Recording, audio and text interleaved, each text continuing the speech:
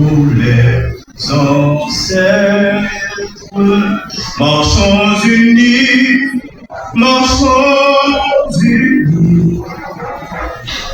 dans nos rangs, point de trêve du sol, soyons seuls maîtres,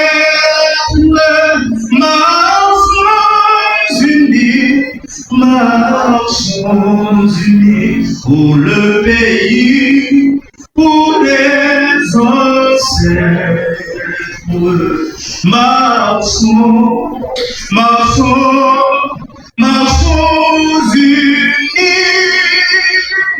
pour le pays, pour les ancêtres.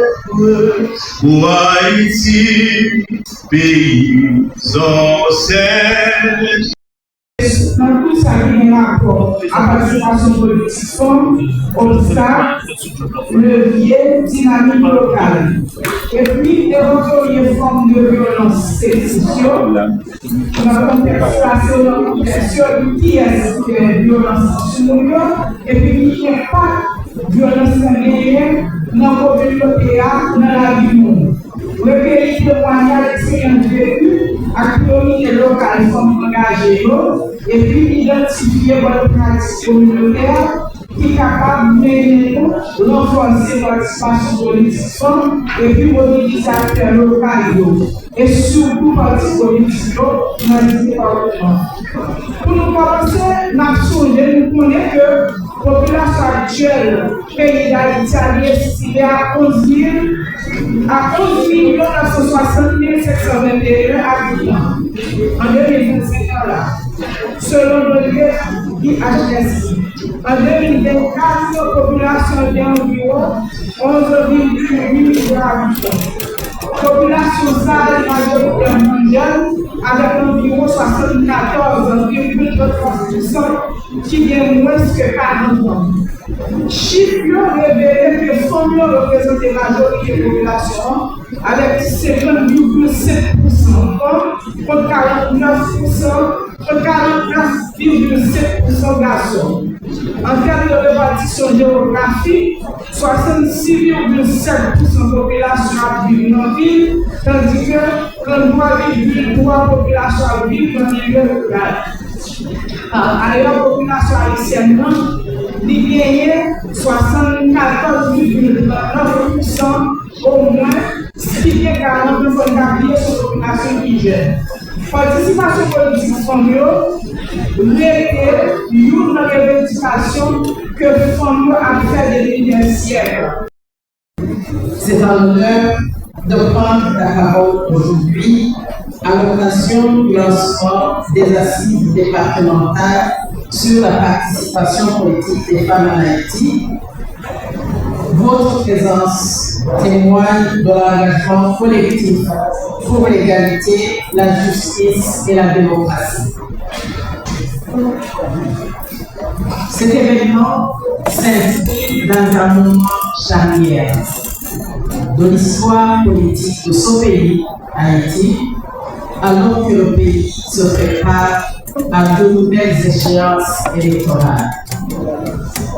La voix des femmes haïtiennes doit être écoutée. Elle doit être entendue et valorisée. Les consultations sont essentielles. Elles permettent de recueillir les attentes, de comprendre les besoins spécifiques et de garantir que les futures décisions reflètent la diversité de la société haïtienne. À la veille des élections, il est crucial d'inclure les femmes dans chaque étape du processus. Leur expérience, leur expertise et leur vision sont indispensables pour bâtir un système politique juste et inclusif. Cette symbolique pour participer au lancement des assises départementales liées à la réalisation des états généraux de la participation politique des femmes. Cet instant est une étape historique et marque une victoire pour la démocratie, car il témoigne de la conscience grandissante des femmes de leur rôle incontournable dans la vie politique. Aujourd'hui, nous affirmons avec force que la démocratie ne peut être complète sans la voix, la présence et le leadership des femmes. Ces assises doivent devenir un espace de réflexion, de dialogue et d'engagement afin que chaque femme puisse non seulement voter, mais aussi être candidate, actrice et décideuse dans la construction de l'avenir de notre pays. Que cette ouverture soit le signal d'un nouveau souffle démocratique où l'égalité et la représentativité deviennent des piliers indiscutables de notre République.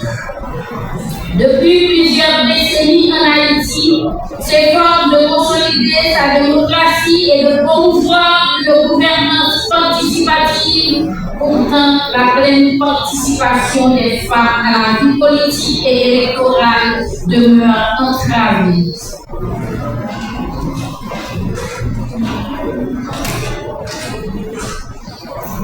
Malgré l'existence des cadres juridiques nationaux et internationaux favorables à l'égalité des genres, les obstacles sont profonds et structurels. Discrimination socio-culturelle persistante, précarité économique et dépendance financière, faible accompagnement institutionnel, mais surtout violence politique et électorale ciblée contre les femmes, qu'elles soient candidates, électrices, observatrices ou militantes. Ces violences, qu'elles soient physiques, psychologiques, verbales, institutionnelles ou numériques, constituent une atteinte grave aux droits humains et à la légitimité du processus démocratique. Elle décourage l'engagement des femmes, fragilise les acquis de la parité et compromet l'inclusivité des espaces de décision. Un moment crucial de l'histoire d'Haïti. Un moment où notre pays cherche à renouer avec la stabilité, la légitimité institutionnelle et la confiance citoyenne. Après des années marquées par la fragilisation des structures de l'État, la montée de la violence, les difficultés socio-économiques et la crise profonde de la représentation politique, nous nous retrouvons dans un contexte national d'une grande complexité. Haïti cherche avec courage et lucidité à sortir d'une crise multidimensionnelle qui a fragilisé nos institutions, mis à l'épreuve notre cohésion sociale. Dans cette période charnière, marquée par les efforts du Conseil présidentiel de transition et du gouvernement pour stabiliser le pays, restaurer l'autorité de l'État et préparer le retour à un ordre constitutionnel durable, la participation politique des femmes apparaît comme une nécessité pour refonder la démocratie haïtienne.